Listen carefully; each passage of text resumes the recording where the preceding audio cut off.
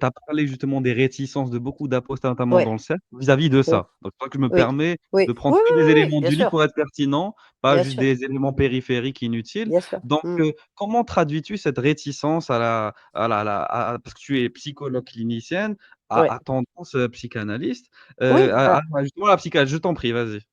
Tu es pas obligé de te justifier, mais vu que la question a été non, mais je me abordée beaucoup justifie. sur, Je l'ai expliqué voilà, d'ailleurs, je l'ai expliqué dans voilà. dans le livre. Heu, la réticence à la psychanalyse, je crois que c'est d'abord, parce qu'on connaît pas, simplement.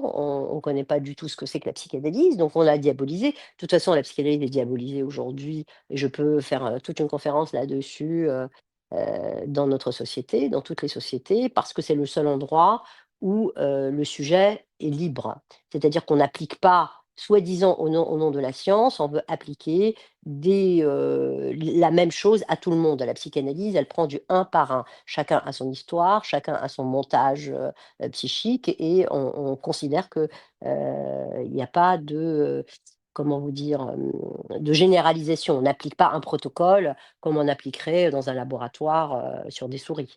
Donc comme il y a une attaque sur la liberté en général du sujet et comme tout devient mercantile et un objet mercantiliste, on attaque la psychanalyse. Bon, ça, c'est un sujet qu'on m'attaque aujourd'hui. Je l'avais dit, dans mon livre que d'abord par ignorance, je crois, première chose et secondo, c'est surtout, parce que quand on sort de l'islam, on a envie de s'accrocher à ce qu'on appelle la scienticité ou le scientifique et les gens considèrent que ce n'est pas une science.